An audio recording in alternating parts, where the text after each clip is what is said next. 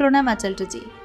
বলা হয় যে যিশু কোনো খ্রিস্টান ছিলেন না, খ্রিস্ট ধর্ম তার পরে এসেছে, এমনটা কেন বলা হয়? এত বড় শহরে তাকে শুনতেন মাত্র 11 জন। মাত্র 11।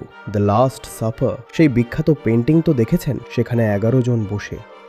আজকের ভাষায় যদি বলি, যিশুর একটি ইউটিউব চ্যানেল আর ফলোয়ার মাত্র 11 জন। এই ছিল অবস্থা। আর সেই 11 জনের মধ্যেও বিশ্বাসঘাতকতা করেছিল জুডাস। এই ছিল তার অবস্থা। আপনি বলুন, নিজের জীবন বাঁচিয়ে তিনি কি করতেন? যতদিন তিনি নিজের জীবন বাঁচিয়ে রেখেছিলেন, মাত্র 11 জনকে পেয়েছিলেন। তার মধ্যেও একজন ছিল জুডাস।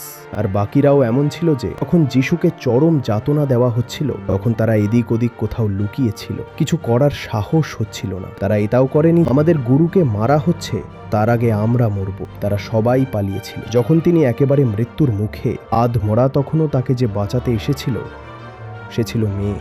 তার পুরুষ শিষ্যরা ভয়ে এগিয়ে আসেনি, ভয় বা অন্য কোনো কারণ। এই ছিল তার অবস্থা যতদিন তিনি নিজের জীবন বাঁচিয়ে রেখেছিলেন।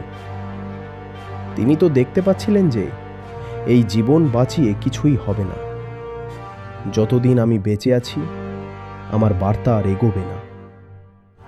অনেক সময় নিজের প্রাণ বিসর্জন দিতে হয় নিজের লক্ষ্য বা মিশনকে এগিয়ে নিয়ে যাওয়ার জন্য। যিশুর সাথে যা হয়েছে তা যদি না হতো, তবে খ্রিস্ট ধর্ম এতটা এগোতে পারত না।